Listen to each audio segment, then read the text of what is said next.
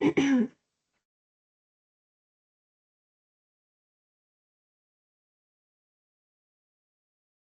testing 1, 2, 3.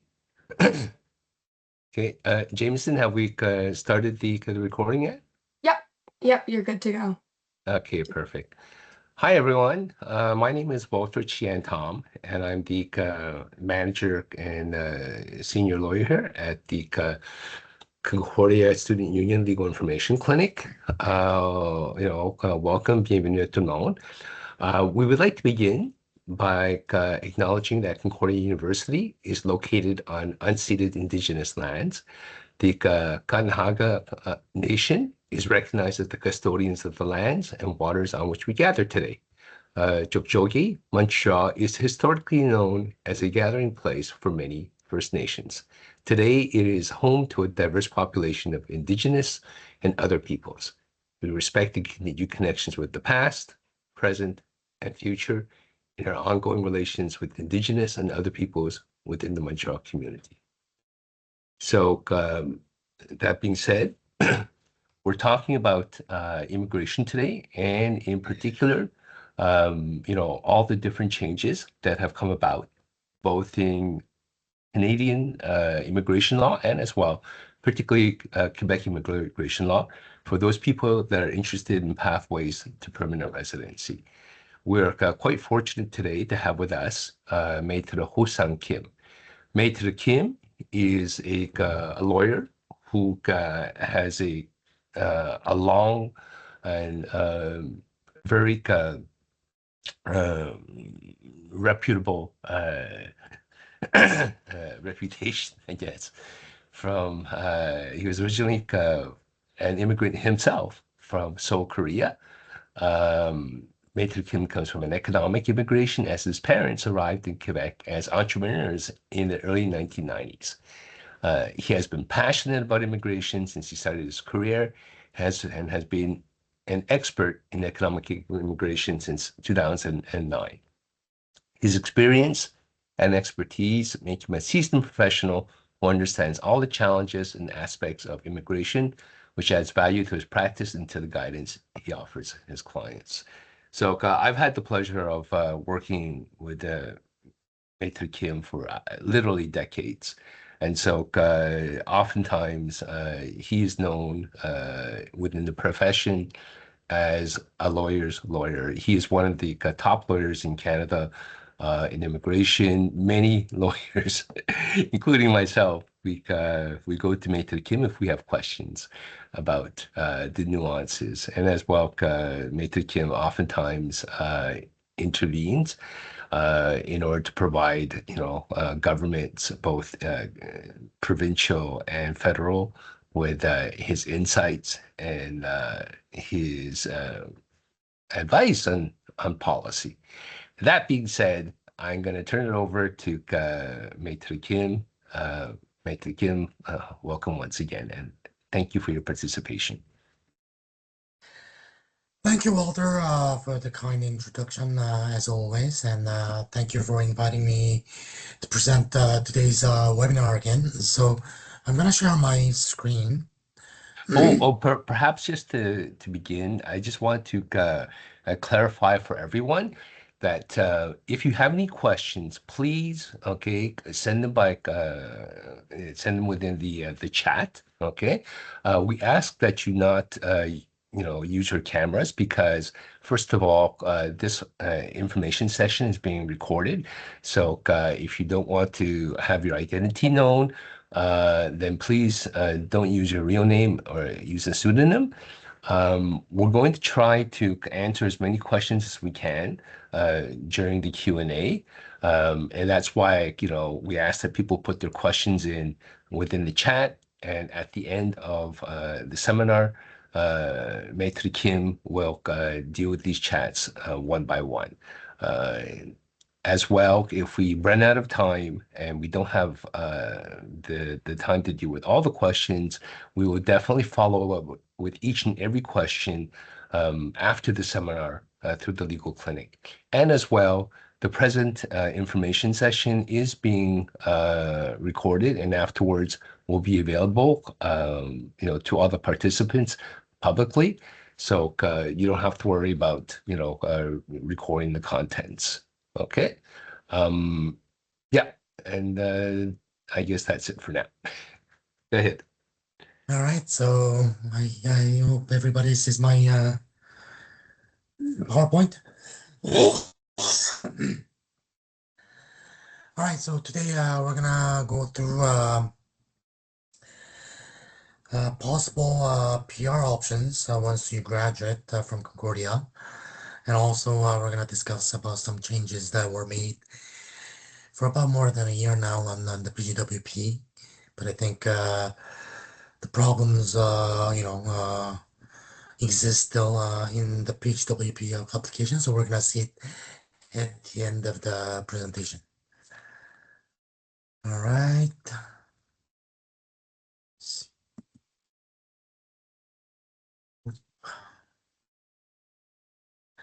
So yeah, we're gonna see the overview of the Canadian and Quebec immigration system, and then we're gonna go briefly Quebec immigration programs, which are PEQ and PSTQ, and then we're gonna look into express entry and some, very briefly on the PMP, and then we're gonna talk about some PGWP changes that were made in November 2024. So basically, when you see on the Canadian immigration system, you can see the top on the top economic immigration, refugee, and family class. So that is like three big pillars of the of our immigration program, and we're gonna focus on the economic class, specifically on the skilled worker programs, which are divided into three categories: express entry, PNPs, and Quebec programs. Oh, So Mate Kim, just a quick question, because we have yeah, many viewers today that might not be as familiar with some of the acronyms that are being used. We'll try to, if anyone has any questions regarding acronyms, right? Please, put the question into the chat and we'll try to respond. But PNP means Provincial Nominee Programs. PEQ means the Programme program. d'expérience québécoise. Yeah. Okay. Now I'll So let you continue. yep. So there you go. So it's a Quebec Experience Program in French, Programme de l'Expérience Québécoise. So it's a PEQ program, which used to be a very, very popular program in Quebec in the past. If you follow the news on the PEQ, I mean, you probably, yeah, the student stream of the PEQ program was suspended back in October 2024. And then the whole program, even the skilled worker part, was suspended last year in summer, June 2025. And in November 2025, the government announced the abolition of PEQ program, which has been in place for over a decade. And since then, there have been a lot of protests against the abolition of PEQ. And with the new leader in Quebec government right now, Madame Fréchette, she announced that she is intending to reinstate the PEQ program for 2 years. And the announcement should be made before June 12th. We don't know the exact extent of how the program will be reopened. Is it going to be just the skilled worker program, or will it include the student stream? And I think I also heard about making making a quota on the submission, so it's gonna be like when they open, maybe they'll give certain number of applications to be submitted, let's say 5,000, 10,000, and if we have that quota set up, it's gonna be a race. So if you do speak French fluently, it's a good time to start taking French tests and have the results ready.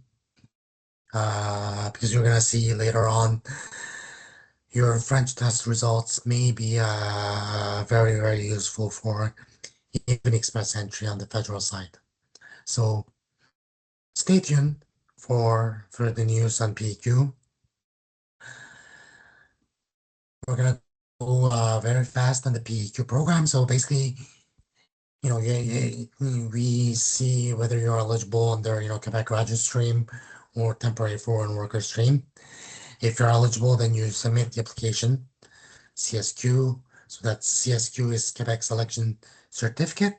That's the document that you need to apply for permanent residency at the federal level. So you go from CSQ to PR. So you apply for PR after getting your CSQ.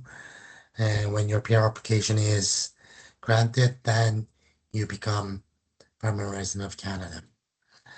So as mentioned, there are two streams in the PEQ, student stream and the worker stream. And since January 2021, all applications on PEQ are to be made online through our EMA portal. So if you're interested and if you think you're eligible to apply under this program, it would be a good idea to go to our EMA and create your own portal at this time. So for the Quebec graduate stream, the minimum conditions would be that you have to be at least 18 years old and you have to have intention to settle in Quebec to work. So this is very important. So if you intend to continue your studies, let's say you're at bachelor and then you intend to, go further on your studies for master's and PhD, you're not going to be able to apply under PQ. So it's only if you intend to apply, to work after your graduation, then you could use the PQ student stream. And then you have to have a French level 7, speaking and listening. So that corresponds to B2. So you have to get the results in speaking and listening. And if you have a spouse that's accompanying, that the spouse has to have the level 4, which is A2 level in speaking and listening as well. So it will be very, very important for you to, prepare for the test and then get the test result as possible. And then you also have to demonstrate your financial self-sufficiency, which is, about 3,000 to 5,000, depending on the, number of family. And you don't have to, provide any proof of this. It's simply a, check in the box in your forms online. So that's the general conditions that you have to satisfy for the Quebec graduate stream. There are specific conditions. So basically, you have to be, when you submit the application, you have to have a legal status in Quebec. So you have to have either student status or worker status, or even a visitor status is okay. And you have to have a diploma that was obtained in Quebec from an eligible DLI within the last 3 years. So if you have graduated more than 3 years ago, that diploma is not eligible for the PQ application. And then you have to have stayed in Quebec for at least half of the stat study program. So if it's a 3-year program, you must have studied over 1.5 years in Quebec. So let's say if you did like just one quarter of your studies in Quebec, that's not going to be enough, and your diploma will not be eligible for the PQ. And you should not have any conditions for the return to your country that is imposed by the bursary for studying in Quebec. And for Quebec student stream, there is an additional language requirement, which is writing and reading. at level 5. So that's equivalent of B1. So when you pass the French test, you actually have to pass all 4 criteria: listening, speaking, writing, and reading. So you need level 7 for listening and speaking, and level 5 for writing and reading. And there are some additional requirements since 2024, November 2024, which is that, you have to have, graduated from French school or French program. So if you did your bachelor in Concordia, there is a highly chance that that diploma is not eligible for PQ program. But for now, anything is possible until the announcement. So we're gonna wait and see, how they're gonna reopen the PQ program.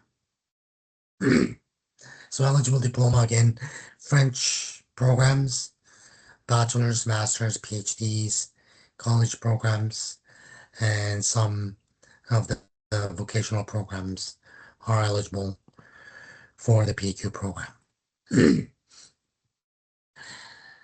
And proof of knowledge in French, I mean, if you did your, program 100% in French, the transcripts can be sufficient, but usually the best proof is the French test results.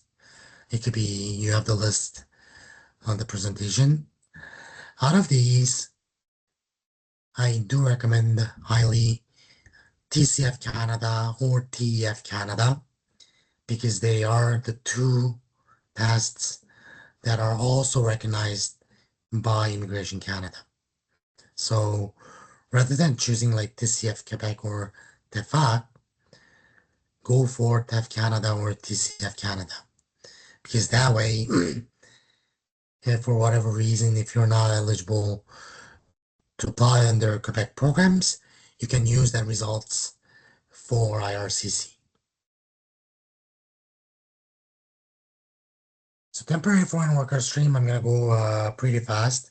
So the basic conditions are same as the students, but there are specific conditions that you must have worked legally in Quebec in the past 2 years, within the last 3 years, in an occupation that is under the NOC level tier 0, 1, 2, or 3.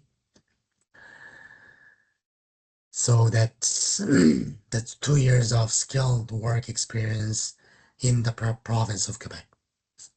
And the experience must be on a full-time basis. It cannot be an equivalent uh, uh, 30 hours a year. So basically, if you did, let's say 20 hour for 1 year and then you did 40 hours for another year, you're not eligible. You must have worked at least 30 hours a week for 2 years. And your job has to be a paid job and not a volunteer job. And the French, proof is the same. So either transcripts showing that you have studied in French program for more than 3 years, or French results, in the same French language tests. And even if the PQ program reopens, and then if you're even eligible to apply, if you're coming from a country that is not known as a francophone country, such as like Asian countries like China, Korea, Japan, or even in Europe, could be like Germany or, I mean, Germany, I mean, there are, French speaking people, but, it's not the first language. So, countries like that, you have to expect a French interview, even if you have a French test results showing that you have level 7 and level 5 in all 4 categories. So Mifi continues to conduct interviews, and then right now they are refusing the presence of the of lawyers in the interview. So if you got that interview, then you have to prepare for the interview, and then you're on your own during the interview. All right.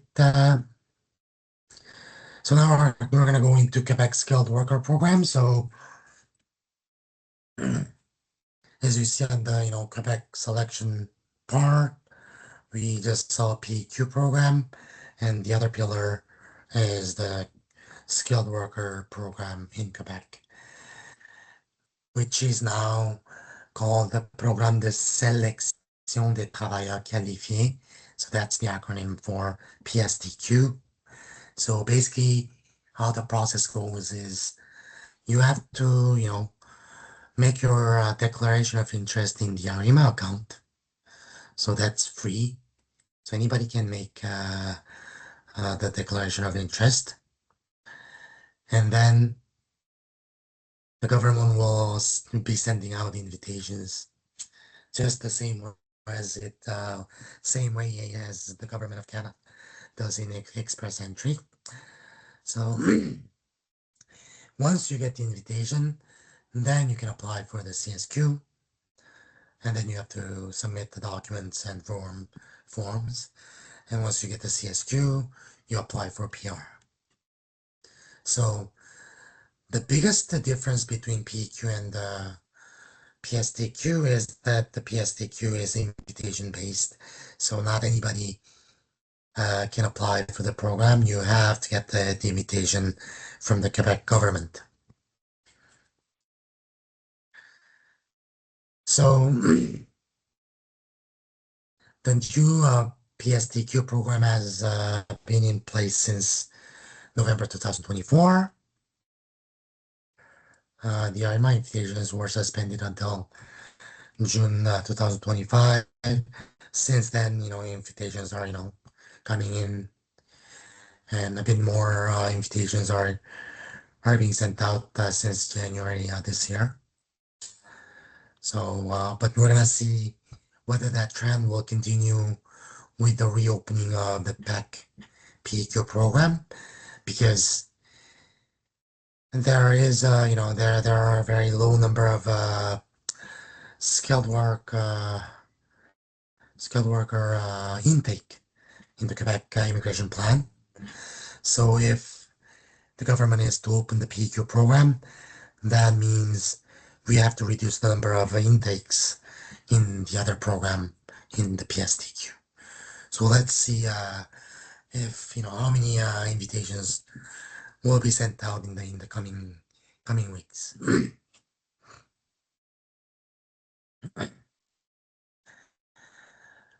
All right.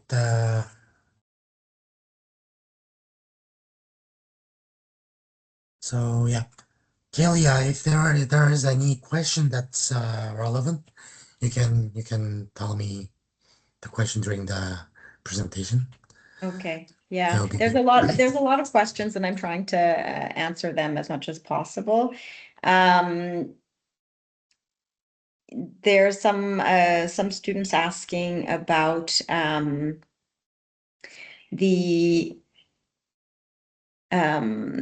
sorry, I'm not quite sure where we're at in the presentation, but there's some students asking about an accompanying spouse with a spousal open work permit. So the principal person is a PhD student. Could the accompanying spouse, while the principal student is still working, could they submit an application in the PSTQ? Yes, so like basically PhD student spouse has an open work permit.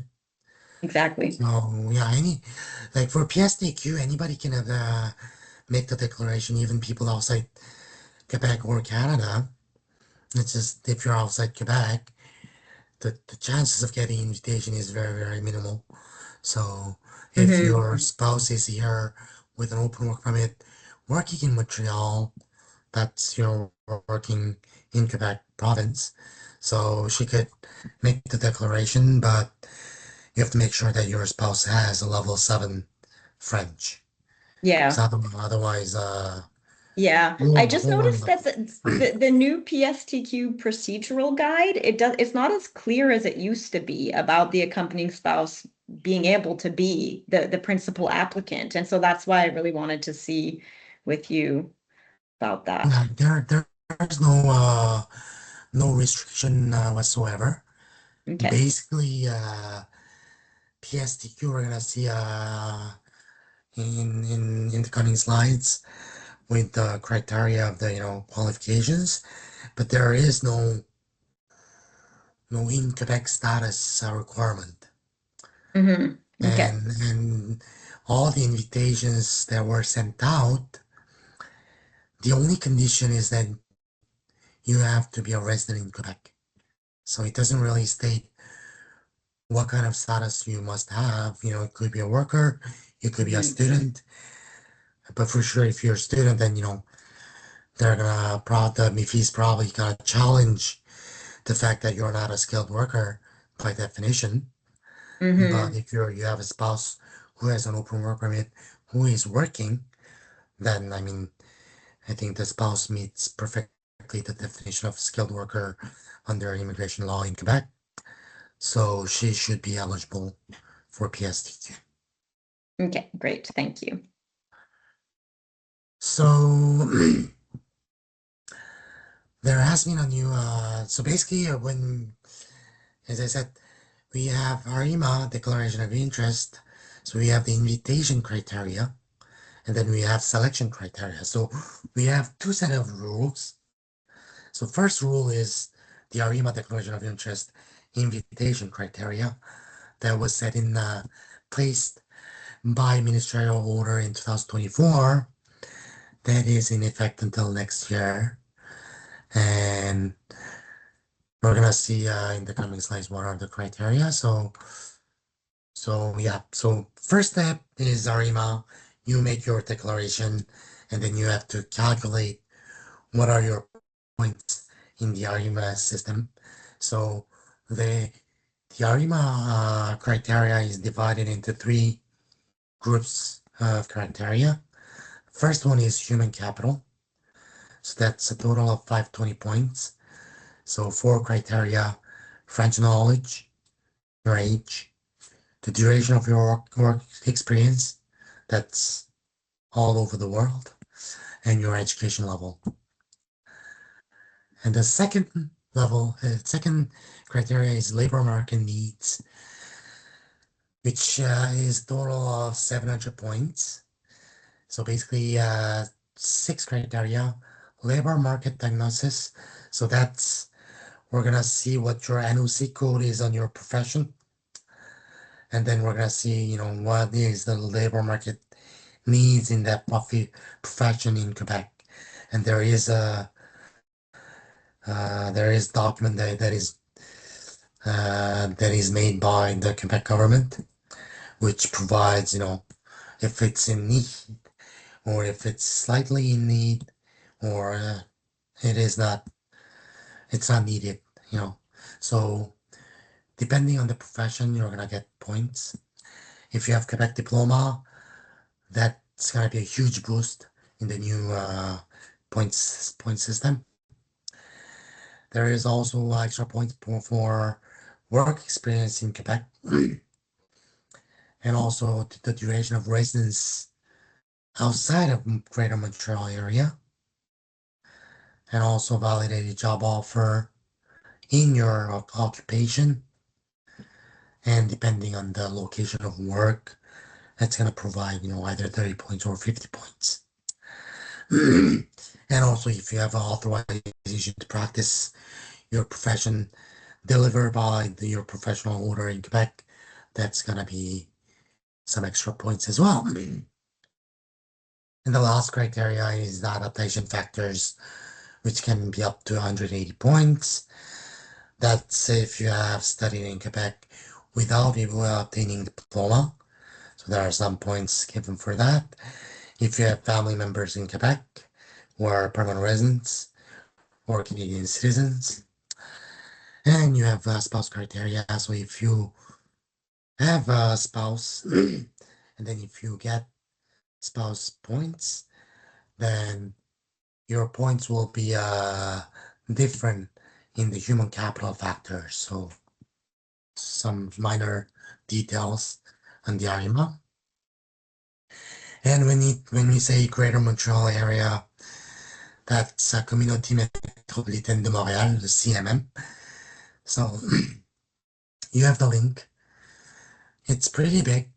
So in the map, you can see that, it covers beyond Laval and beyond Longueuil in the South Shore. So it's pretty big. So if you're within that region, then you will have some penalties in the system.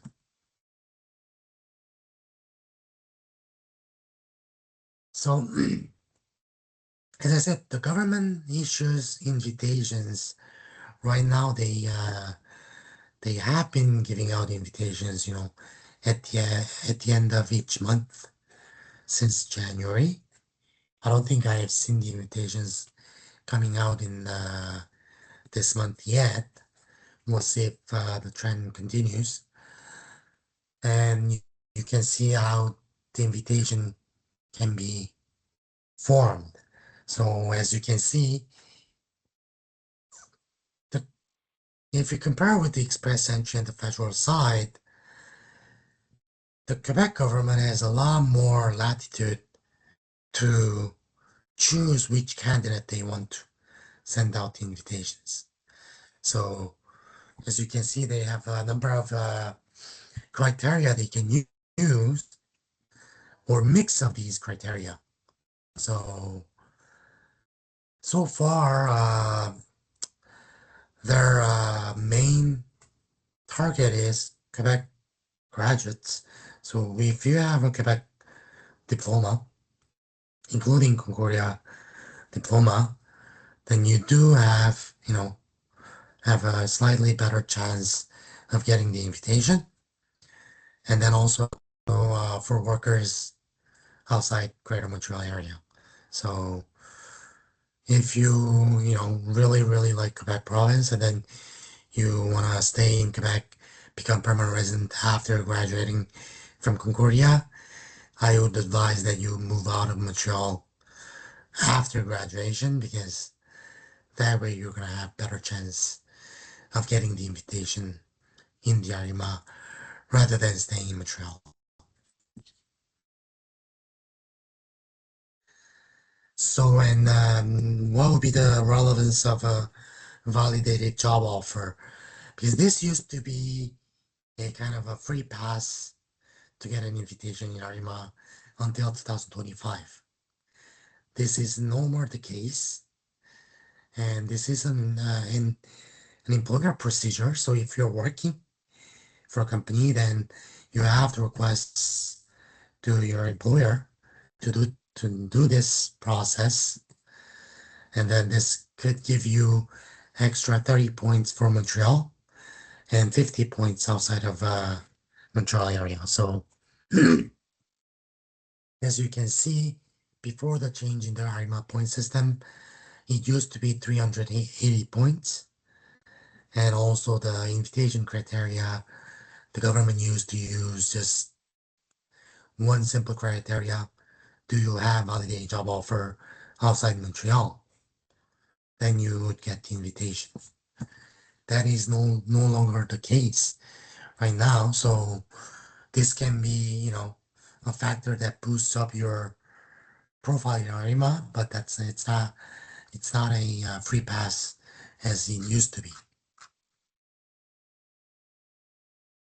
Right, and so this is the part where it's more important for your employer, because once they give you the validated job offer, they have the obligation to reserve the position for you when you become permanent resident. So I'm not gonna pass too much time on this.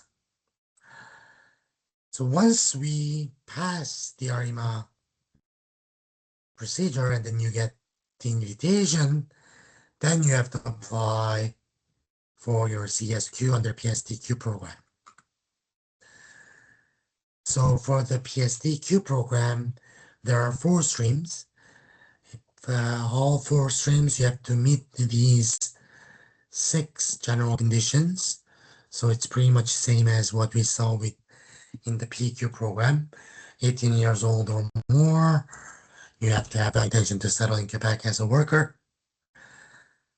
And there's restrictions in the, in certain sectors of the industries. And then you have to satisfy the invitation criteria. So that's the REMA step. And then if you had, condition to return to your country under the bursary program, then you must have complied with that. And then also demonstrate financial self-sufficiency. Stream number 1 is high qualification and specialized competences. So that's NOC tier level 012. So if your principal occupation is in that 01 or 2, and then in that case, you have to have at least 1 year of work experience with the minimum diploma in the vocational level, college level, or university level. And then the French knowledge requirement is that level 7 for speaking and listening, level 5 for writing and reading, and if you have a spouse, level 4 speaking and listening for the spouse. So for the French, it'll be the same as the PQ student stream. So the criteria for the stream, the PSTQ stream, is not very complicated. Stream 1, you have to figure out what your NOC code is, and then you have to prove that you have 1 year of work experience in that profession in the last 5 years. And that experience could be in your country as well. It does not have to be in Quebec. For the stream 2, that's for the other level 3, 4, 5 of the NOC code. In this case, not 2 years, not 1 year of experience. It's going to be rather 2 years of work experience. And you have to have at least 1 year of that 2-year experience in Quebec. So there is that. Since PQ worker program is only for NOC level 01 to 3, if you are in level 4 or 5, this would be the only program for the PR in Quebec. So 2 years of work experience, and once again, the minimum diploma is that you have at least a vocational level diploma or higher. And you have to demonstrate just the level 5 speaking and listening in French for this stream 2. I just have a quick question that one of the students has asked in the chat in relation to French skills for the PSTQ. Is it possible to submit a declaration of interest in ARIMA and then later, take the French test, or they have to have the results up front? You can always update your ARIMA profile. Your ARIMA profile is valid for 1 year. But if you don't have French result, then basically you're not gonna declare anything in the ARIMA profile. So in that way, you're not gonna get any invitation. An invitation, yeah. So yeah. Logically, you need to have those French exam results at the time that you submit your declaration of interest so that they can calculate your points and you'll have a competitive application, but those could be updated later if you got a higher score, for instance. Yes. Yeah, great. Thank you.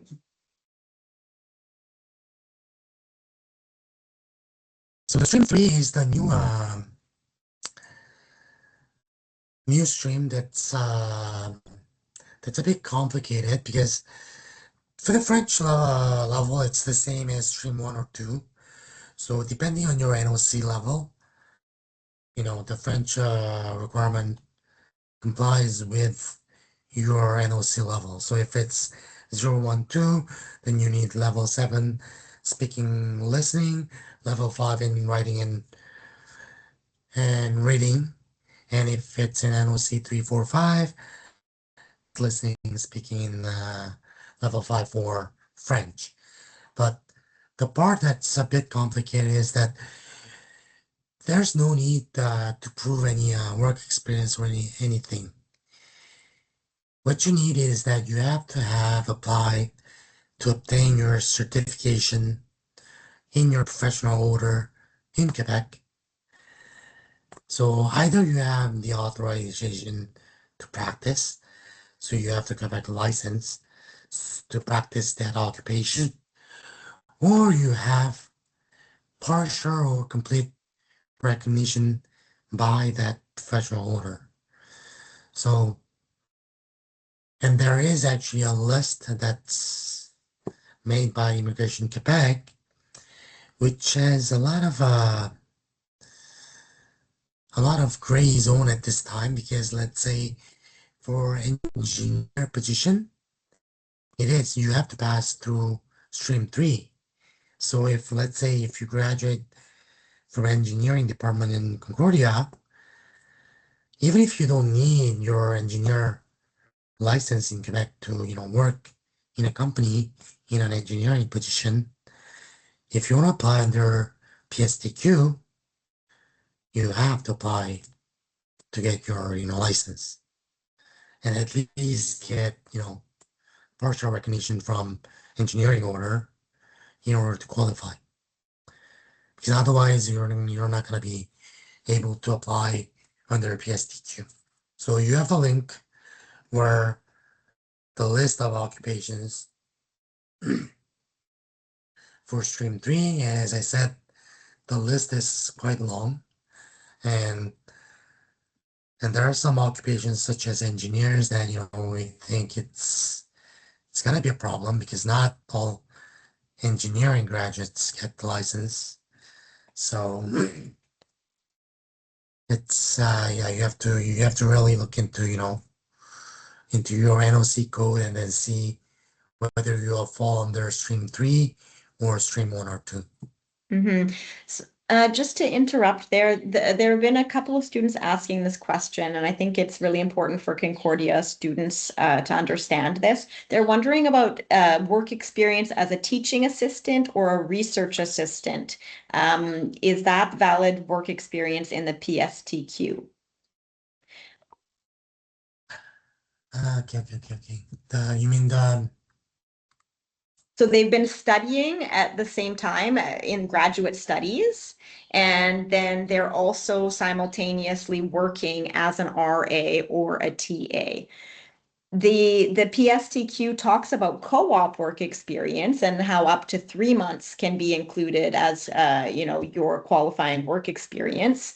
But what about this RA and TA work? So basically, it's like a work during your student status, right? So Exactly. And so you're doing graduate studies and you're also working for a professor as a research assistant or as a teaching assistant. yeah, it's a very good question. So It's a let's good see. question. Yep.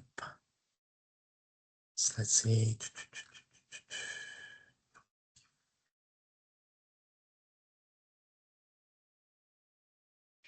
I kind of looking at the procedural guide, I think that maybe by silence, the answer is perhaps no, but I don't know like what the actual experience is of applicants. Yeah.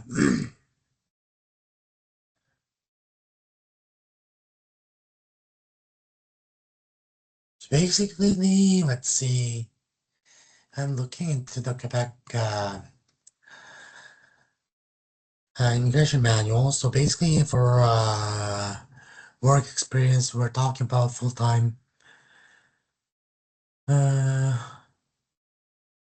could be part-time It could as be well. part-time. A lot of the time it is And, part-time because they're doing their graduate studies and at the same time working. and the only requirement is that it has to be acquired legally in the country. Mhm. So, and it has to, be, if it's a paid job, and as a student, you have a right to work, you know, with your study permit, in the in campus, you can even work full time. That's where it becomes even more iffy. Like I think a lot of research assistants, at least that LIC has seen, they're not always paid a salary. They are remunerated, but it's a stipend. So I don't know if that further complicates things. So, okay, so how do they get their pay? Maybe one of the students could clarify how they get their pay, or maybe Walter knows more about that. But from a couple of cases that we looked at, they were paid a stipend. So let's say like, uh, I don't know, $6,000 as a lump sum during one session of work, like one semester. Walter?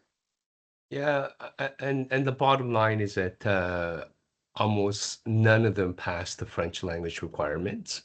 So it's kind of like a theoretical question, to be perfectly honest, right? So, it might be good to know, but because of the French language requirement, right? Yeah, anyways. Yeah, so some of the Uh, students are saying here in the chat that they are paid some of them are paid regularly. I guess the TAs maybe more so. But then others like for research, a lot of the time they're being paid through bursaries. I mean, as long as if we, we can demonstrate that, it's a paid, job, probably you can, come up with the, explanation, during the selection process. That way, I think it could be recognized, I think. Yeah, Mhm. the other difficulty is that when you take a look at the express entry, right?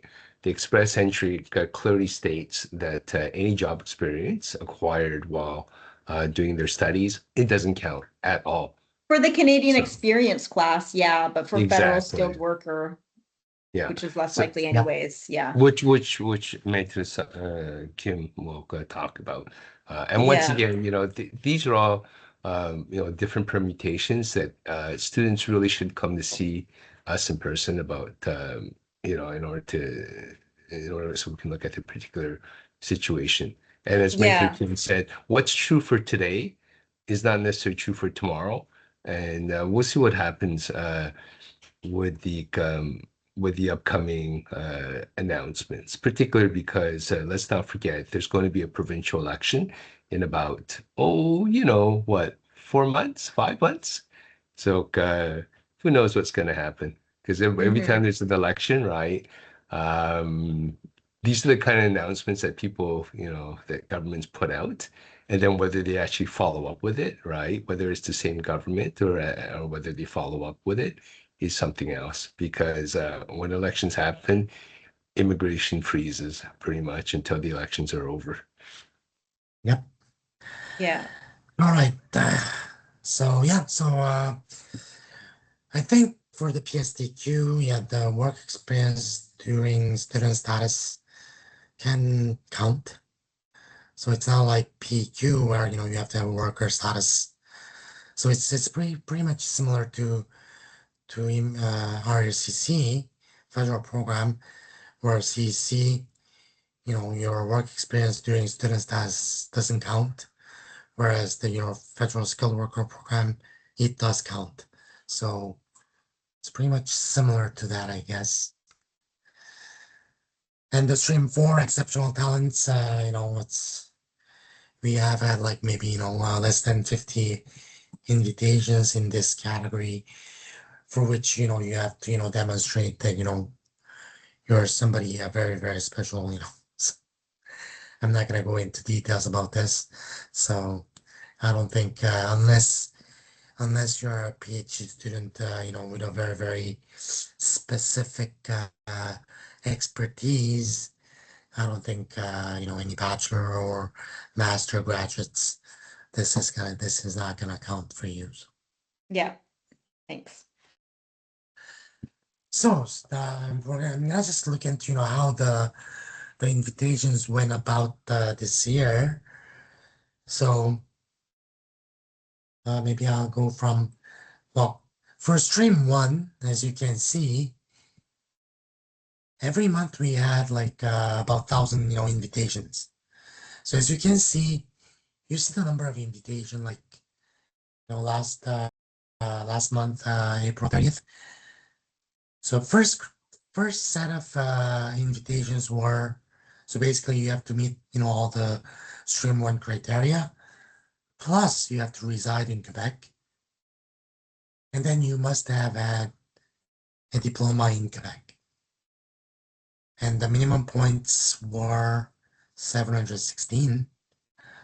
And then after there was also reside in Quebec with 26 NOC levels, professions. So you have to have had, selected your primary occupation as, one of these 26. And the minimum points was 571.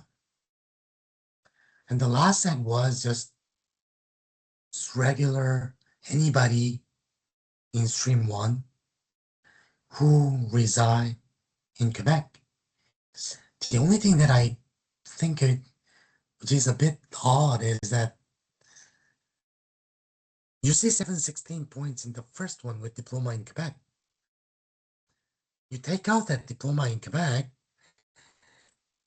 the threshold is lower at 704. So I'm kind of like, what's the point of having like different set of invitations when you could have just, one set of invitation without diploma in Quebec? He could have come up with the same results anyways. But anyways, yeah, that's small detail. And these three set of invitations were the criteria that were used for invitations since January 2026. So it's the same thing in March. So you can see the minimum points required was slightly higher in March. And you go to February, it was a bit higher. And in January, yeah, it was quite, significantly higher than April. So there's about maybe for diploma in Quebec, there's about 70 point difference, and more than 100 point difference in the in the NOC level, NOC codes. So So, Maître Kim, when you write a stream one criteria, that means that they're only selecting stream one applicants? yeah, these are like they're sending out invitations in each stream. So this one was only for stream one. And then we had also on the same date stream two invitations. And then Okay, I see. It's there just on a different were, page. Yeah, there were stream three and four on the same date. So okay, good. every date that we have four different stream invitations. So like, but then the criteria are a bit different. Like stream two and one is pretty much same thing. The only difference being the NOC professions.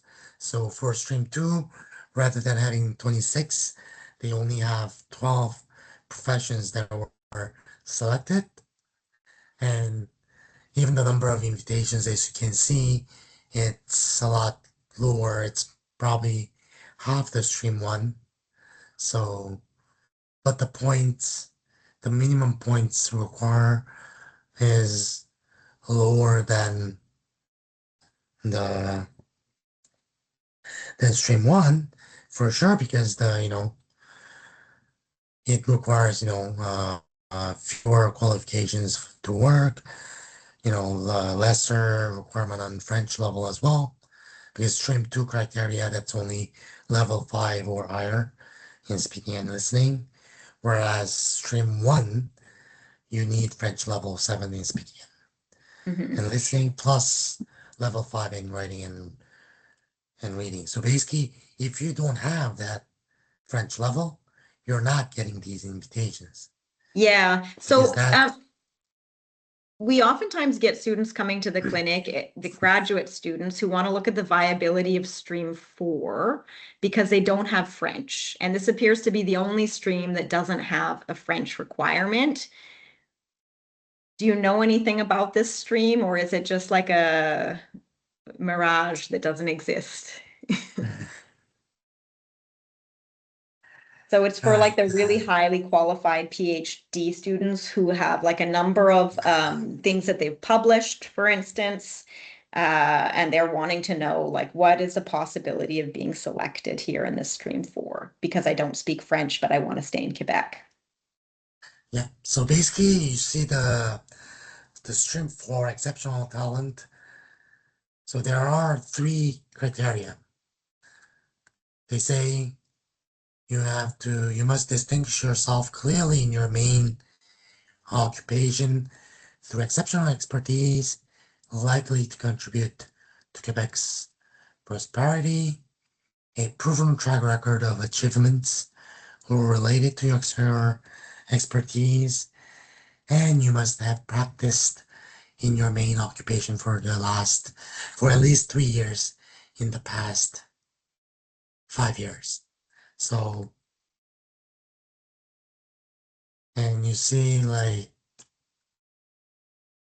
Like there 8 is like some, invitations. Like no, the amount of people being invited, I think it's like 8 people.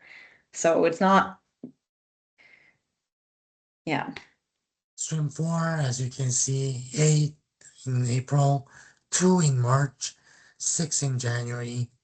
There will be a lot in January 20, but yeah, it's as you can see. Let's see if we go look at the list of us accomplishments that's that was drawn by Quebec. I don't know, we're talking about like you know getting getting these recognitions from Canada. So it's not something that anybody can get easily. I don't think. Yeah, So, Mr. Kim, in addition to that, for stream 4, right? It would be interesting to know how many of those that were invited were from outside of the Montreal metropolitan area. hmm, that actually, I don't think we have the data on that because I don't think for the stream 4 it doesn't really matter where you are, even if you're, let's say, outside Quebec or Canada, it could work as long as you can demonstrate that you fit these. But then, as you can see, there are some people who can actually get recommendation from Canadian Quebec government, other other ministries, like economic ministry of Quebec that has like their own set of eligibility. You see, like Hmm. Well, the other question, of so. course, and now that I guess we're going to go into it very soon because it's already 1 o'clock, is those people that could possibly qualify for stream 4, would they much for under Arima and PSTQ, would they be much better off applying under the federal programs and the PNPs? So, Probably, probably. yeah. Well, this is what we're going to So, get into. We're 1 o'clock and we got an hour left. yep. So I'm gonna go like, uh, if we count like RIMA points, for typical, university graduate from Quebec, from Montreal. So let's say, anybody who's just, who has been issued PGWP with less than 1 year of work experience, like your total points in ARIMA, even with French, level 2, in all four criteria, you're only getting 560. As we saw in the even the stream 2, other than the select NOC 12 professions, it's not near 500. It's at the 600, over 650 level at this time.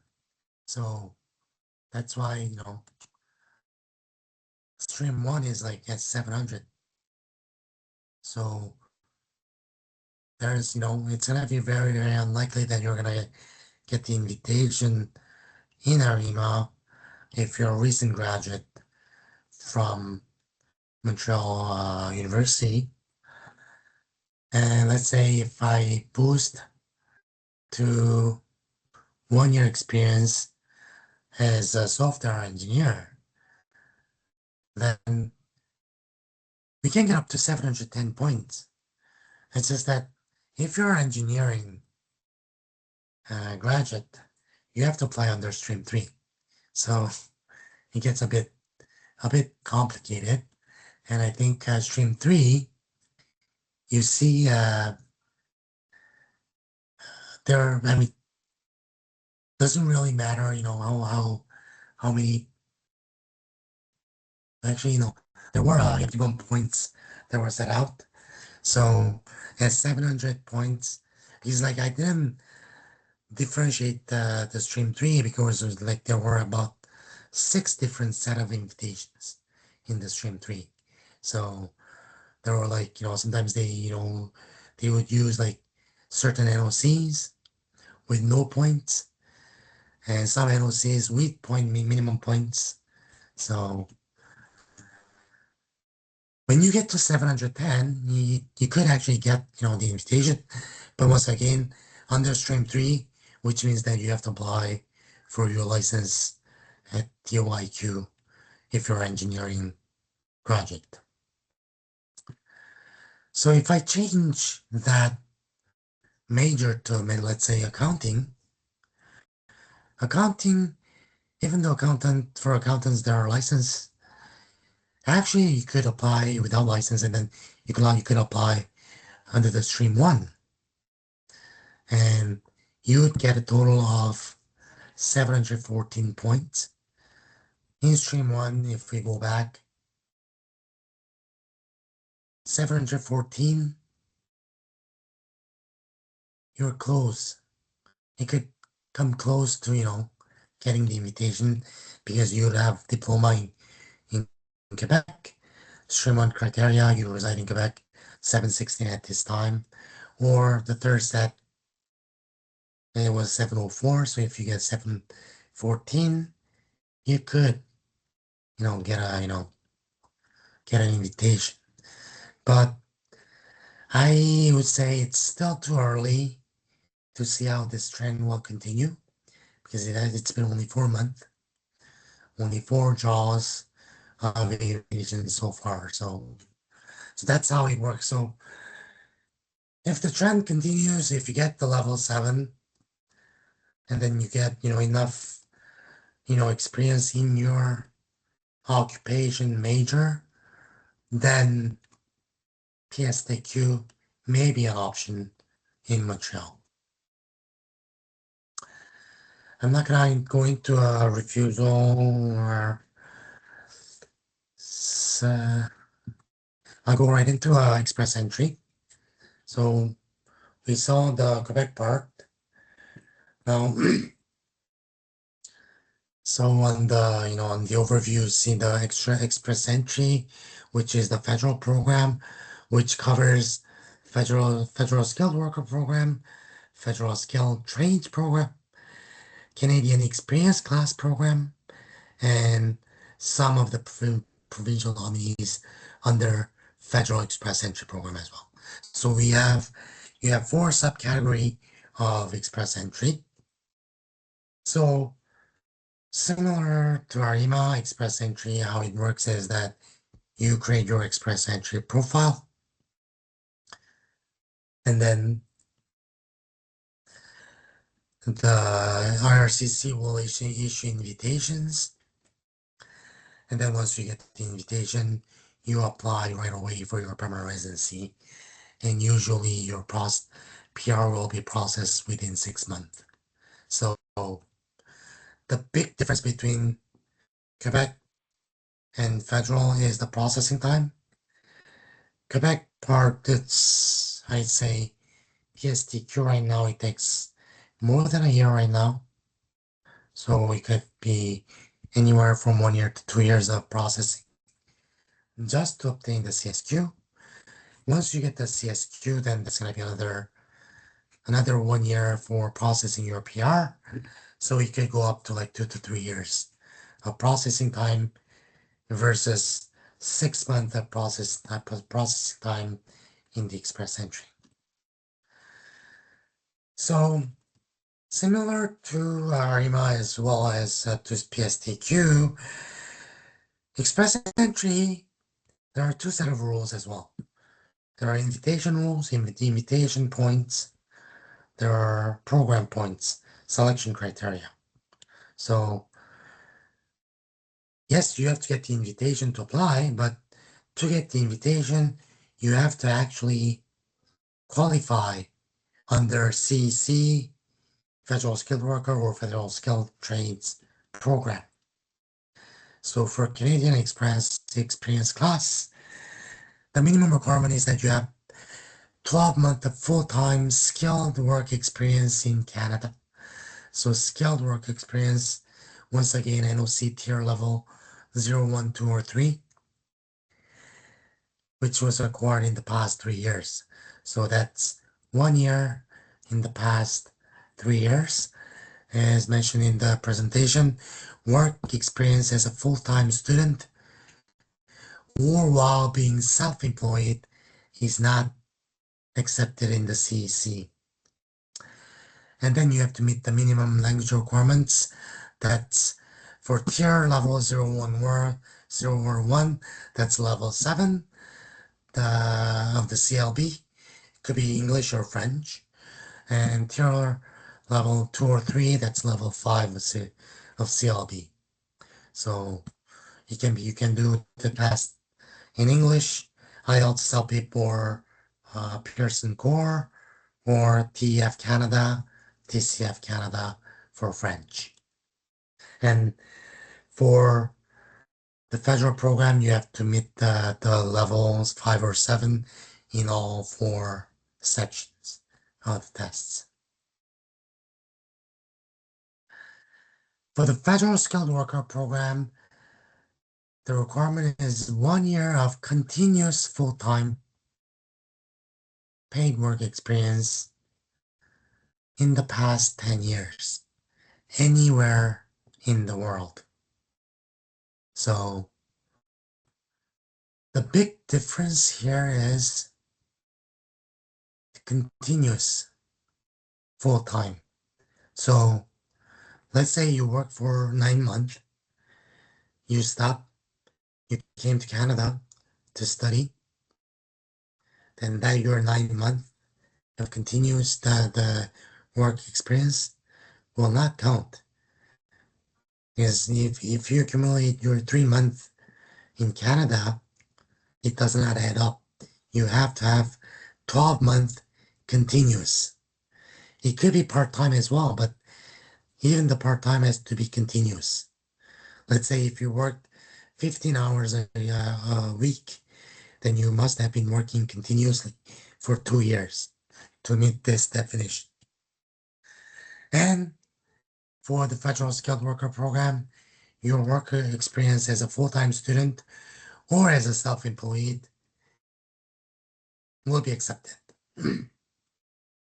And the minimum requirement for this language is CLB 7. for all 4 language skills. And then you have to have a minimum Canadian high school diploma equivalency to apply under this program. And you will need, if you only have foreign diploma, you will need to go through the credential equivalency process prior to applying. And Federal Skilled Worker Program is a point-based system, so it's a total of 100 points with a score. You need a score of minimum 67, but if you're invited, usually you meet that 67 threshold without a problem, because already like with your English or French skills, you're gonna have a lot of points in that, and then you need the minimum education level, and also 1 year experience will give you points, so you're gonna add up to 67 points quite easily. Federal Skilled Trades Program is skilled trades such as chefs, cooks, butchers and bakers, industrial, electrical, and construction trades that are covered in this program, with a CLB level 5 for speaking and listening, and CLB level 4 for reading and writing. And you need 2 years of full-time work experience in the past 5 years. And it has to be in the listed profession. And also you have to have a valid job offer in Canada or a certificate of qualification. So up until now, we saw the selection criteria of the federal program. For the invitation criteria, this is comprehensive ranking system, the acronym being CRS. So you have to calculate when you create your express entry profile, you're gonna get this CRS score, and it's a total of 1,200 points. And you're gonna see that there is a 600 points, in the additional points section, which is pretty big, and you can only get the full 600 points if you have a provincial nomination from another province than Quebec. So usually if you don't have provincial nomination, your points will not go over 600 points, because as you can see, you only have the core human factors with spouse or common law factors, and which should comprise of 600 points, total points. So when the federal government does invitations, they will specify which program they are sending out the invitations. There could be general rounds of invitation, which is not the case, recently, in the past few years. We're not seeing any general rounds of invitations. It's gonna be either program-specific rounds of invitations or category-based rounds of invitations. I didn't update the category-based. You see there are 6 in the list. You have to take out the agriculture occupation category, and we have 5 additional categories we're gonna see in the coming slides. So now there's a lot of category-based invitations that are being sent out, and the first very important category is French language proficiency category. So that you have to score a minimum CLB level 7 in all 4 language abilities, either TEF Canada or TCF Canada only. So that's why I'm saying if you are fluent in French, try to take the test in TEF Canada or TCF Canada. You're gonna have very high chance of getting the invitation. Well, you're gonna see later on why I'm saying this. And you see, so other categories are usually NOC based. So you have the select NOC occupations in each.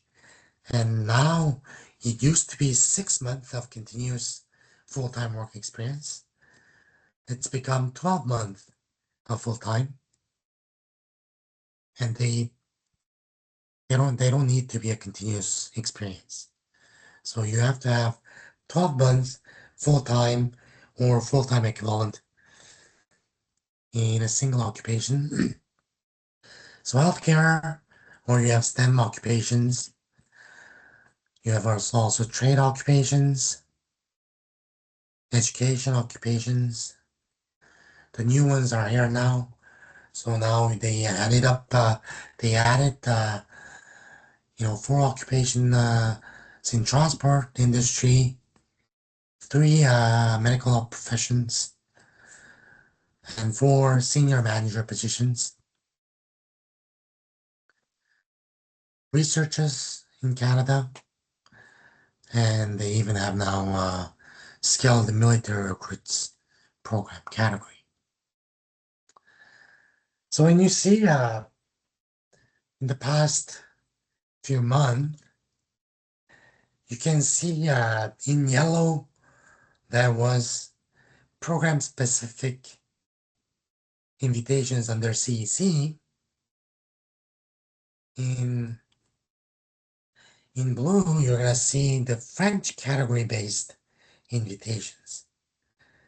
So you see the number of invitations are quite high for CEC and French programs, but look at the CRS score.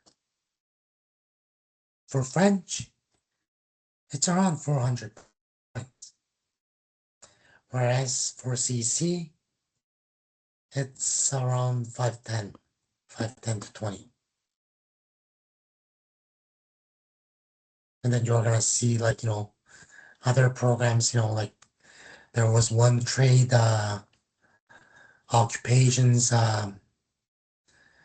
with 3,000 invitations in April. So we didn't have any trade federal scale trades invitations for a long time.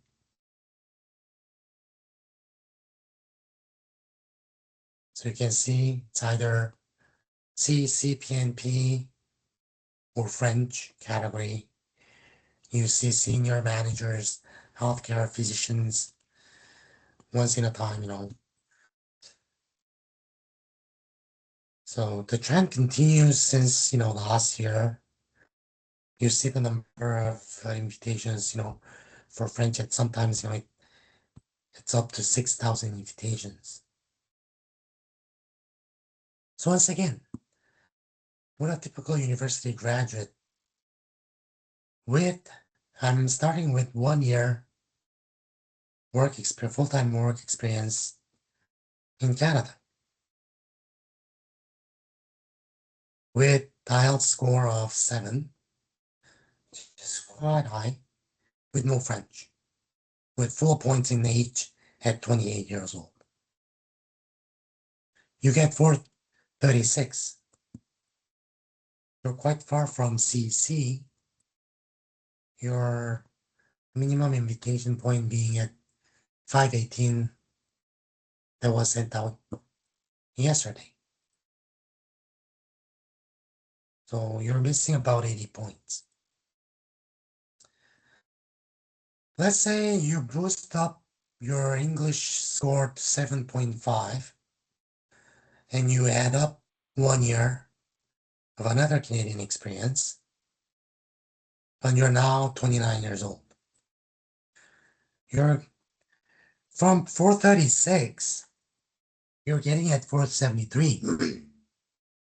So it's about 40 points boost, still not enough for CC.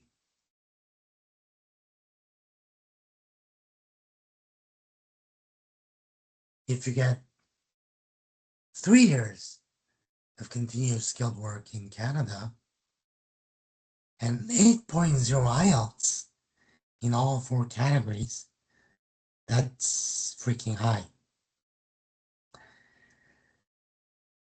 But now you're 30 years old. So you have 5 point, reduction in your age, but you're gonna boost another maybe 30 points. Your CRS total is about 502. So you kind of maxed your English score with 3 years full-time work experience in Canada. Now your PGWP is up. Your point is only 502.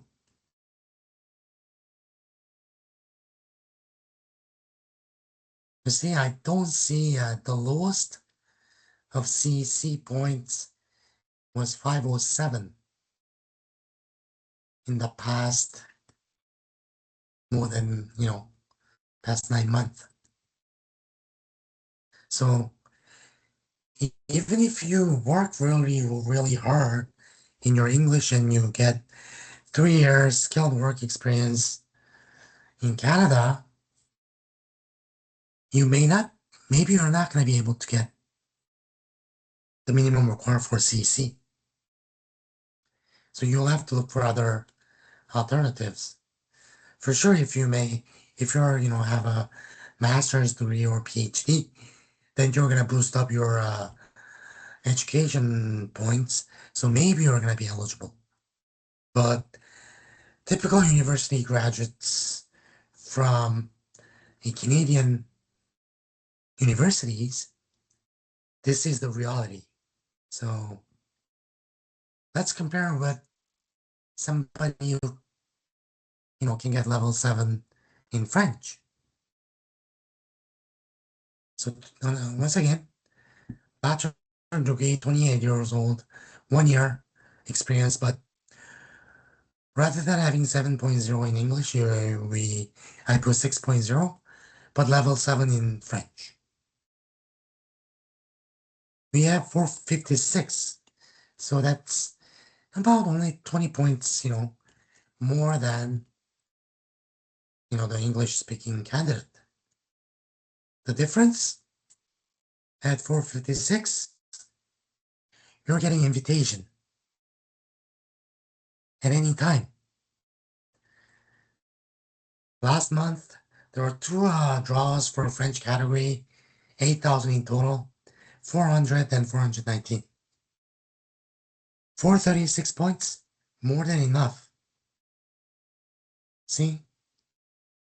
Last time it was more than 430 points, was last October. Right now, the invitations in French category, it's around 400 points to 410 or 420. So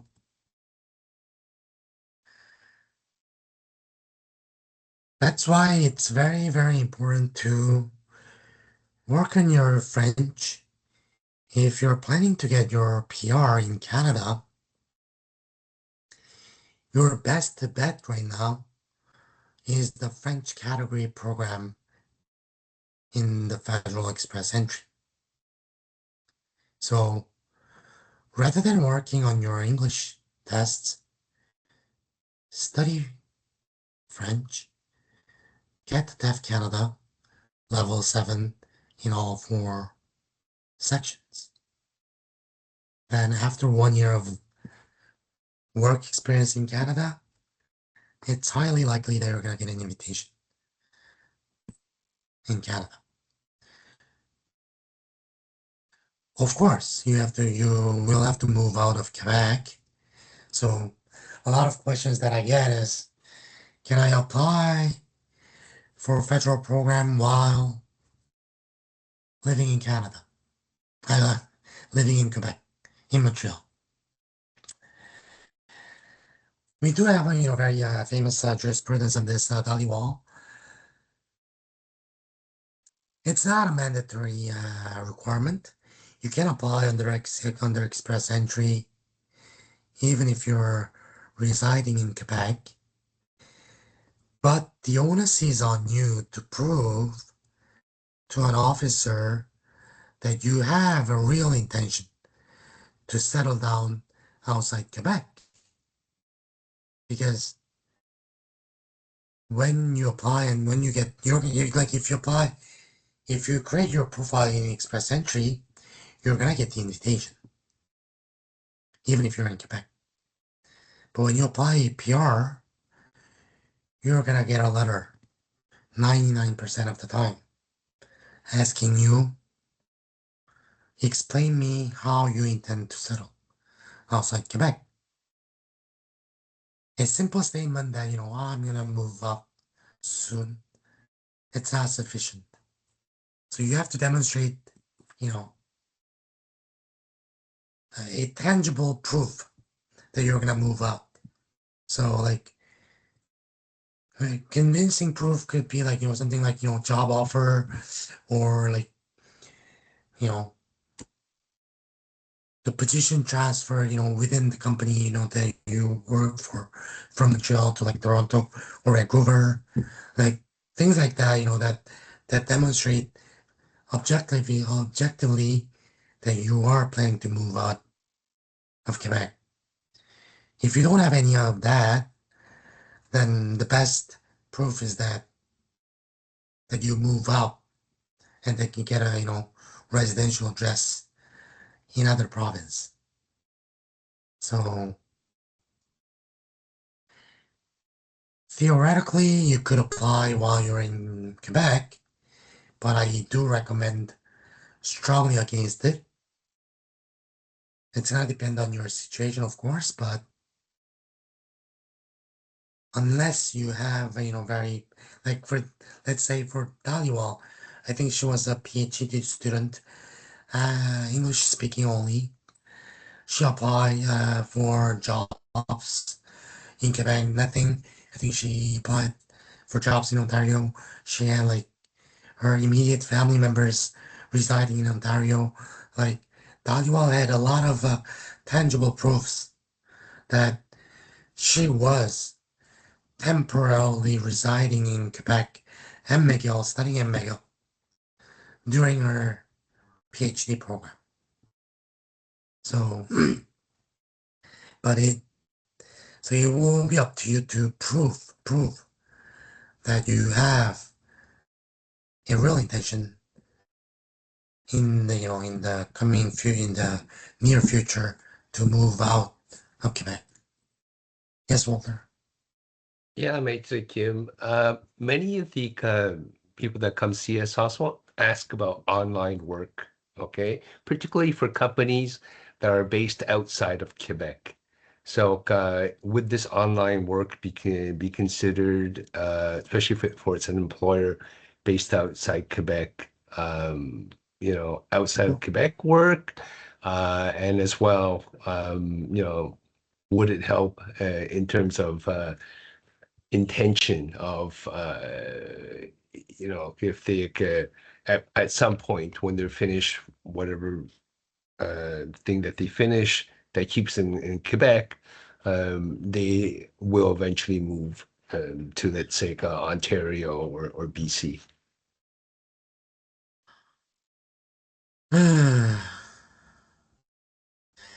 It's online work from Quebec, right? So that I have a bit more problem because you are residing in Quebec. You're just working for a company outside Quebec.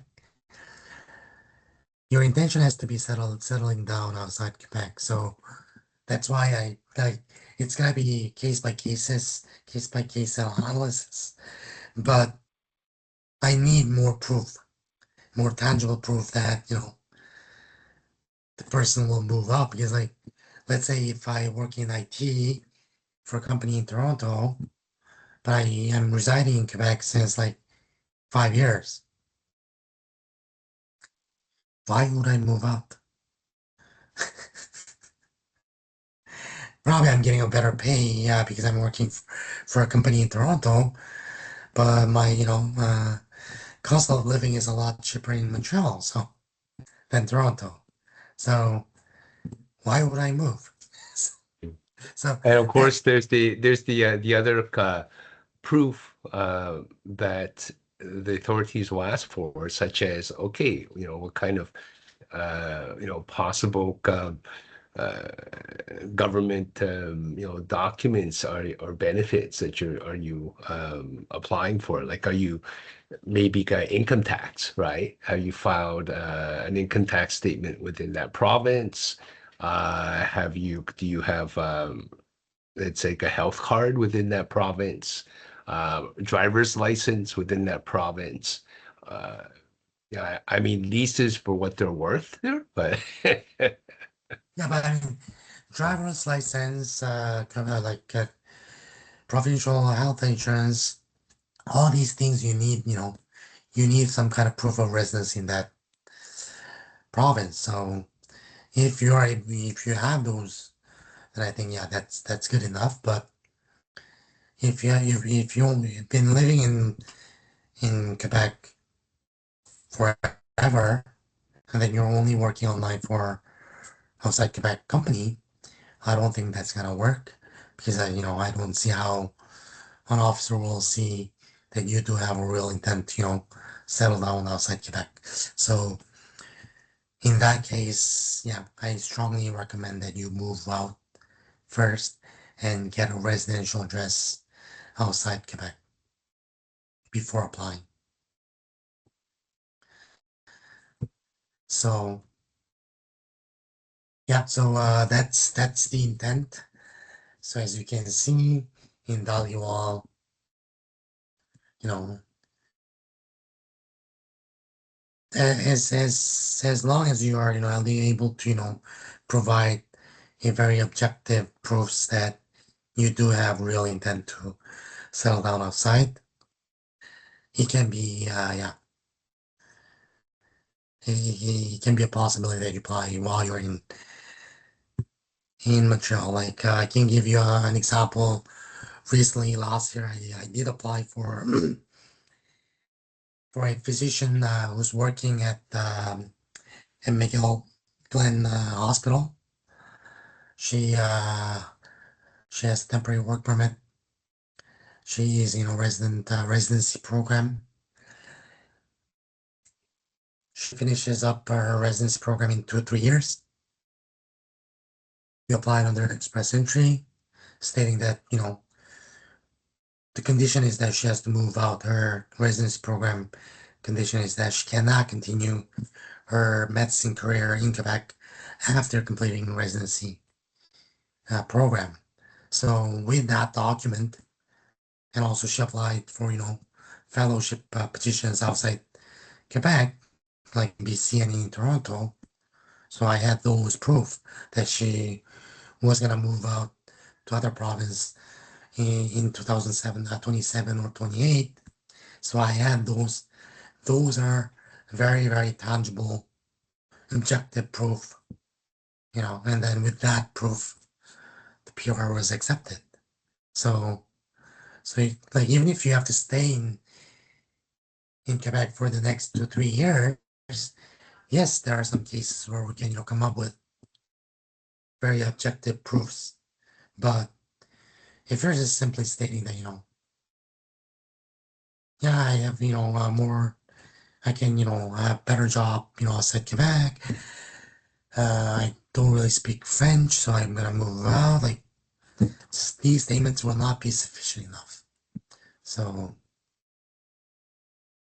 something to think about before applying under express entry while residing in Quebec. And the PNP programs, we're not going to go too much into details.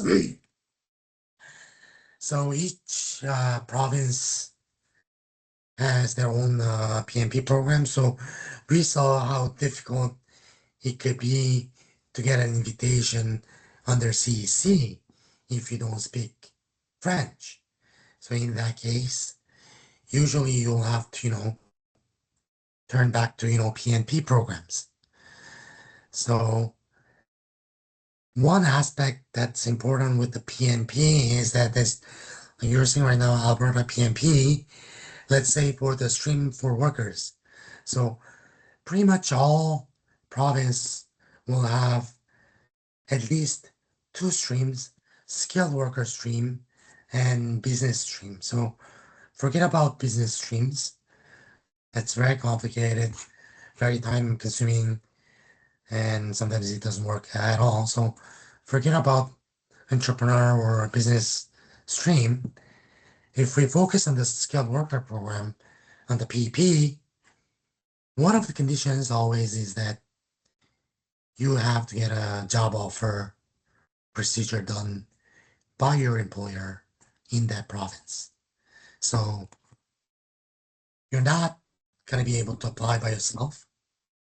You need to have something that's like similar to validated job offer in Quebec in that province. So pretty much, I'm not aware of like there may be like one or two programs in the whole PNP across Canada that's independent from the employer. But like I haven't updated myself on that, but it's been about 2-3 years. But I've known only two programs,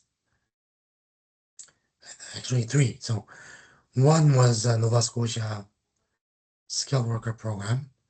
You needed to have just 1 year skill experience in Nova Scotia. So that was one.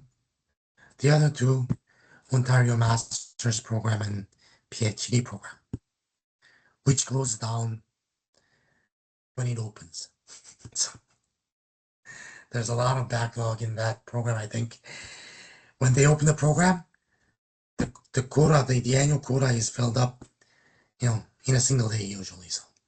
So those are the only programs that I know that, were independent from the employer. So basically all the PMPs, you need support from your employer.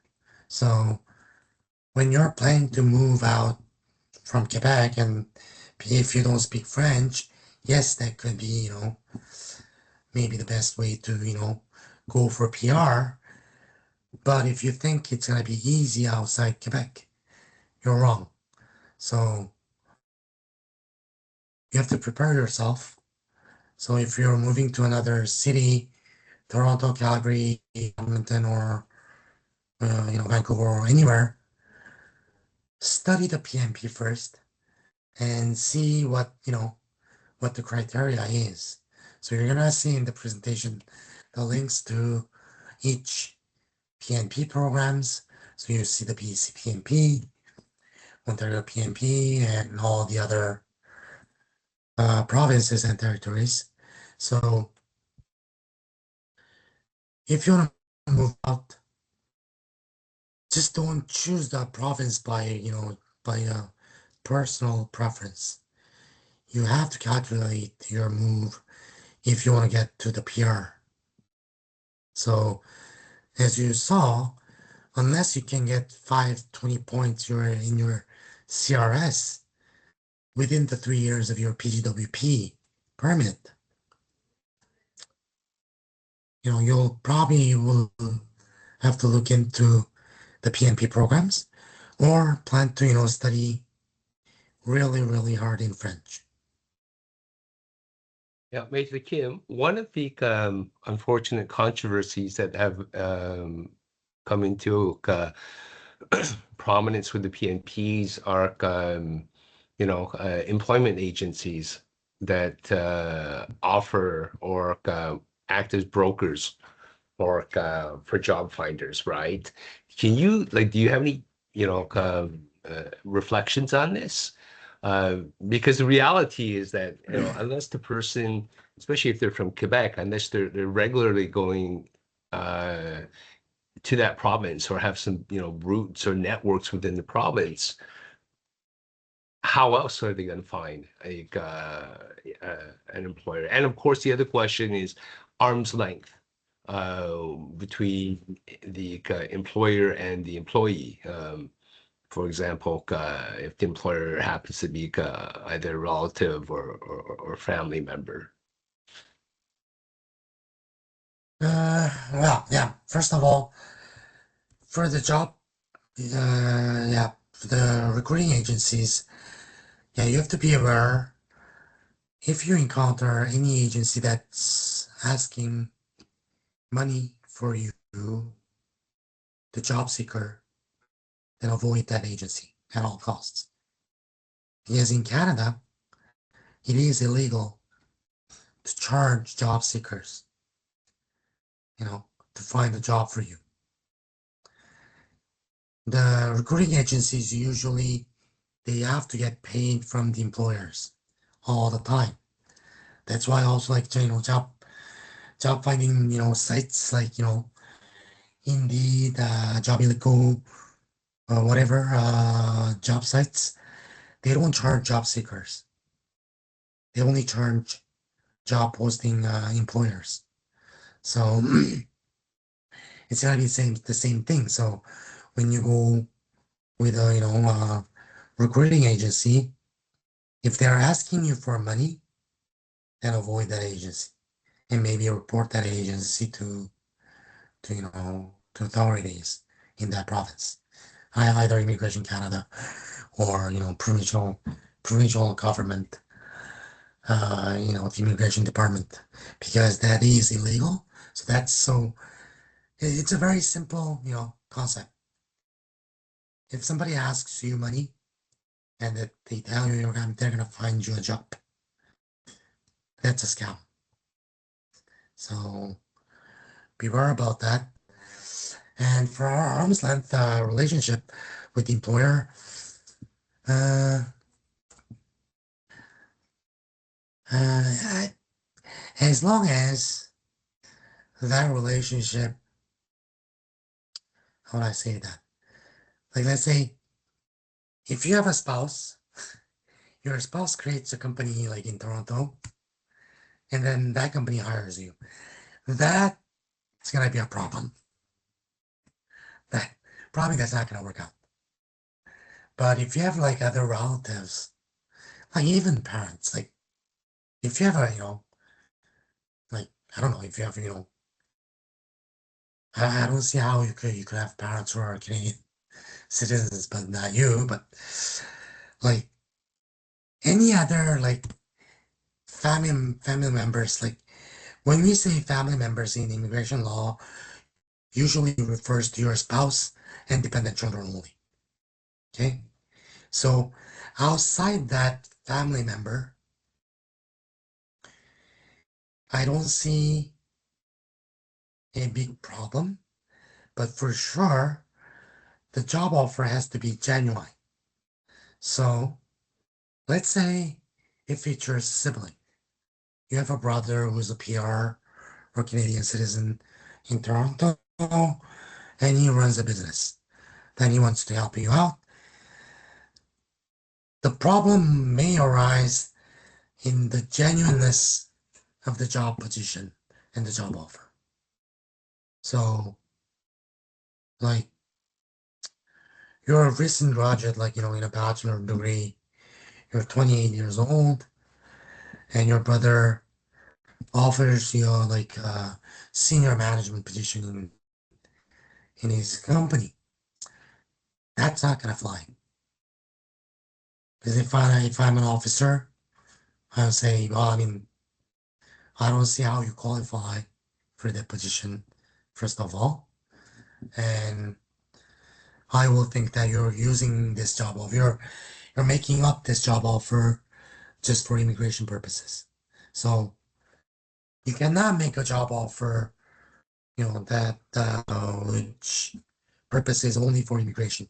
So as long as, let's say, you're an engineer, or accountant, and then you get a position in that company, in that position, and then you really do the job, I don't see the problem. But because of that relationship, you know, it would be better to, document everything, thoroughly in your application that, and also it may be, different if like if your brother just opens up a company and then there's no employee at all, and then he hires you in that position. Once again, that's the genuineness of the job offer that will be in question. But if there's like 10, 20 employees working in a project, in several projects, and then he wants to hire you as an engineer, I don't see any problem in that. Okay, and just as a follow-up with that, does the job offer have to be linked to the education, professional education of the person? For example, the person might have done, let's say, an engineering degree in Concordia, and particularly Quebec, just because it's cheaper here, right? Even for international students, as opposed to either, let's say, BC or Ontario. But they have a relative in either BC or Ontario who has a business, and they're willing to hire them within that business, not necessarily as an engineer, but in another profession. So would that be a possibility? Uh, that's gonna be a gray zone, I think, but the important thing is that, that job position usually we work with NOC, so like usually like NOCs at level 2 or 3, there may be professions where you don't necessarily need the education to fill that job position. So it will be, as I said, like because of the relationship that you have with the owner of the business, I think you'll need to, come up with, better documentary proof why you're the good person to work on that. Or, you know, I mean, if it's, let's say, I don't know, like, there could be like administrative positions, which doesn't necessarily require an education background in that major. In that case, it could be an entry level job with, fairly low, wage that comes with that. That way I think it could work. So Mhm. it's gonna be really case specific. But Yeah, what because we see, one of the major concerns of the PNP is retention, right? Making sure that once these people get their PR, they don't move out.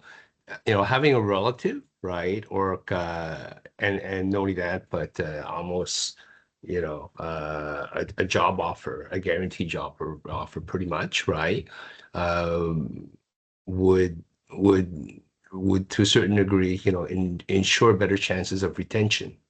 So. yeah, for sure. But that's for retention, that's like provincial part. That's something that interests the provincial governments, not necessarily our RCC agents. So probably it could go well on the PNP side. But when we get to, PR stage with IRCC, they could be more strict, on the genuineness of the job offer. So because one thing that that people has to be careful is that even if you get PNP nomination from a government, provincial government, that can be overturned by IRCC at any stage. That's the biggest difference between Quebec and other PNPs. Quebec CSQ cannot be overturned by IRCC. So that's something that you have to be wary about. Kelly. Yeah, just because we're coming up to 2 o'clock here, and I think that a lot of the students attending today are still Concordia students, and so for a lot of them, these PR questions will be a little bit far off. I just wanted to loop back to a couple of post-graduation work permit issues because a lot of them are going to be going through that process soon, or perhaps are already there. So one thing that we're constantly asked at LIC, or that students come to us surprised and they say, I thought I had 180 days to apply for the post-graduation work permit. So can you just please quickly recap for the students why it's so important to get that application in there, when you have the proof of program completion from your mouth. Yep. So you see on the slides now the PGWP eligibility requirements. So basically, you have to have a diploma from a DLI. Concordia is DLI, and then you have maintained full-time status during your studies. And the number 3, you see, have a study permit that has been valid within the last 180 days, and also valid at the time of application.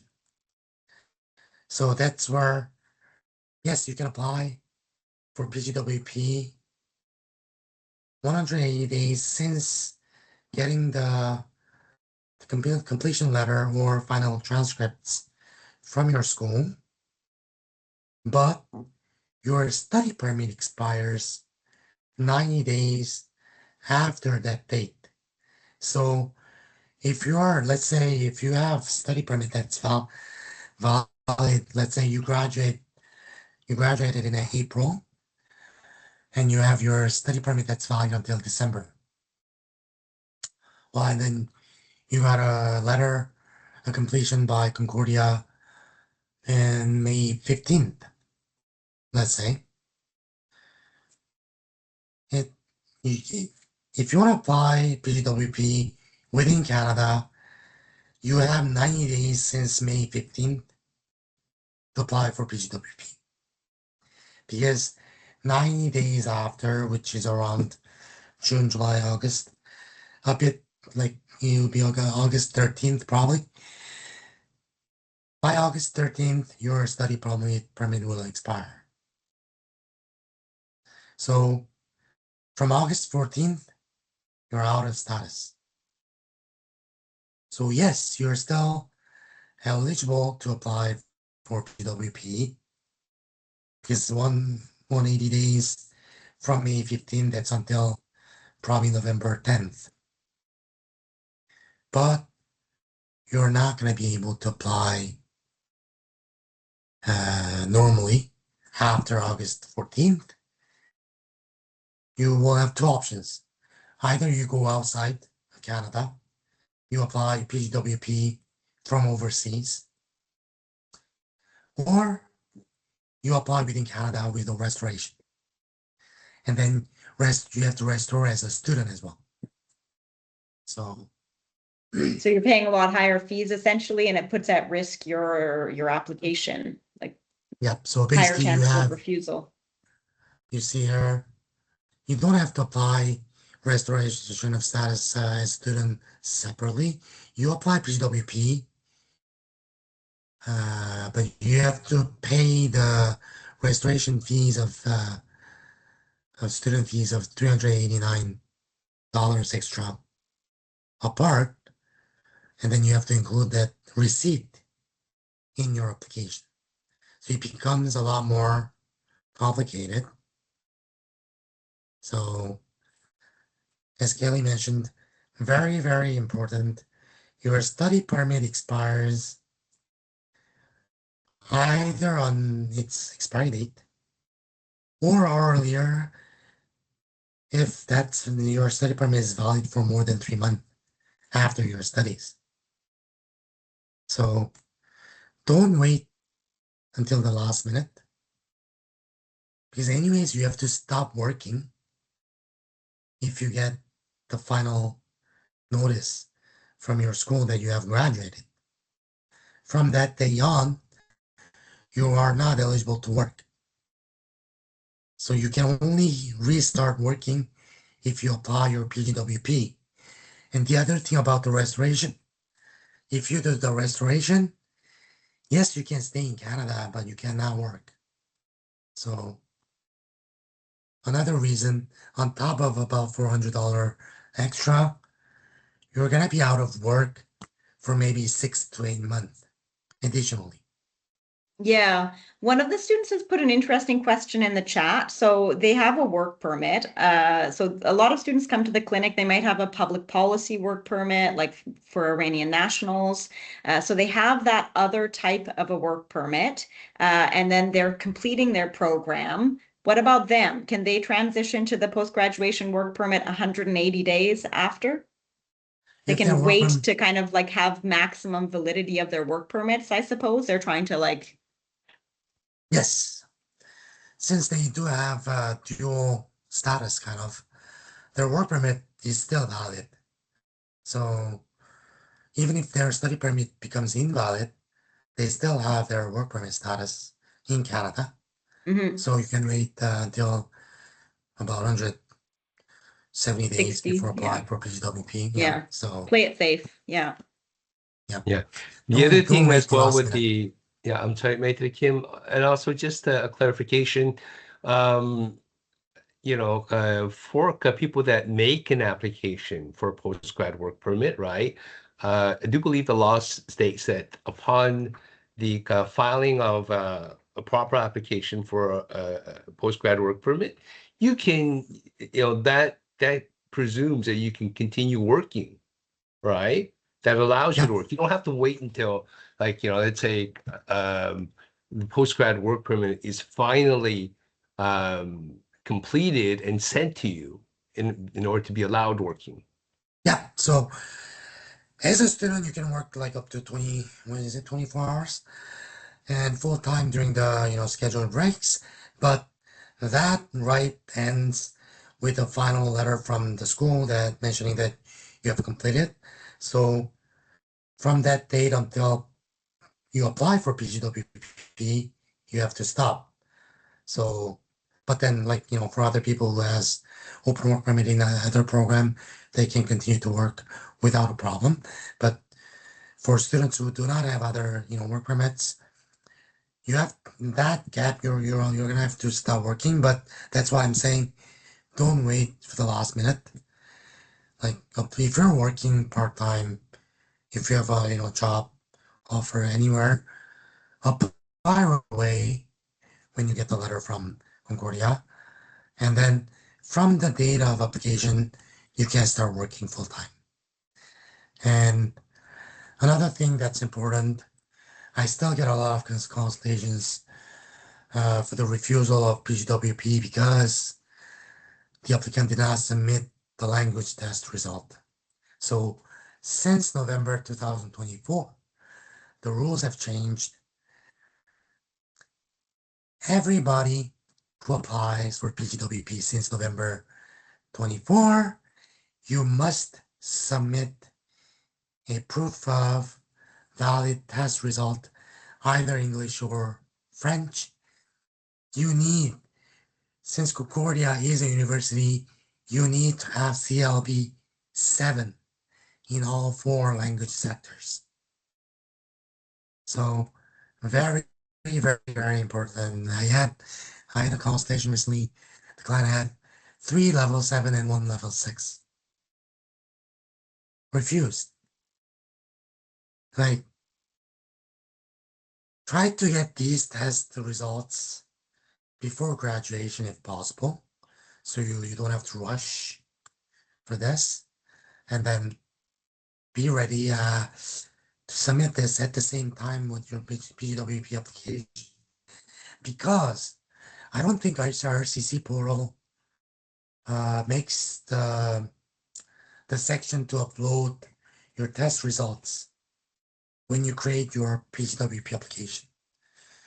I think that's, I don't know if that has changed because I use my representative portal. So we have it's not the same way as like an individual applicant. So you have to, be careful. So if you are in a situation, if you know somebody who applied without knowing this obligation, and then since the PGWP takes a lot of time to be processed, a lot of times the refusal will come after a 180-day period. If it comes after a 180-day period, basically you cannot apply for another PGWP because you're outside that 180-day period to submit PGWP.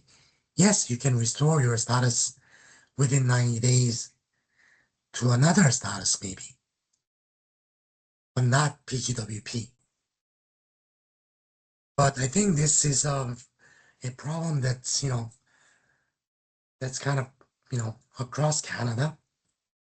And we have a lot of colleagues who are sharing the same information. And it seems like, for an honest mistake, you could request for reconsideration to IRCC, and IRCC would overturn the decision. Of course, you will need your test results. So if you know somebody, or if you're in that situation where you applied PWP without language result, there may be a solution to revive your PGWP, but it's gonna depend. Let's say for the example that I gave you, somebody who already knew, who submitted test results that were, that showed he only at level 3, level 7. In that case, I can't argue to reopen the case because the client knew perfectly that there was that obligation. So it's gonna be case by case, but it's really a problem that I see a lot, even after about a year and a half since the change. So Yeah. And there's also the question of making sure that you will meet those language levels, by the time that you are going to apply for PGWP, and perhaps even, take some of those tests, far in advance, if just to make sure what your language levels are, because you can always of retake course, those language tests. So it's 2 o'clock, a little bit past, right? We're gonna have to wrap this up. Um, are there any parting thoughts, Mater Kim, from your side? uh, well, I mean, as I said, like, if you are planning, your future in Canada after your studies, it's never too late to start, your preparation even during your studies. So first thing is as Walter mentioned, your test results. You can take the test, a number of times. So and it's a test, right? So you take like a few times, you get used to the test as well. So maybe you're gonna get better results, you know, you know, if you take, more than one, 2, 3 times. So that's something that you have to take into consideration. And also when you plan for PR, and if you're planning to move out of Quebec, as I said, plan ahead. You have to know exactly what you are going into before moving to another province. It's not a guarantee that if you move out of Quebec, that you're gonna get a PR. It's a very, very competitive program on the federal side. So you have to know where you stand at this time and what your best bet is. And let's say if you want to move out and you have nobody to support you, you move to that province, get a job, you know, get a good impression to your employer. And that's gonna be the way you're gonna get your employer support for your PR.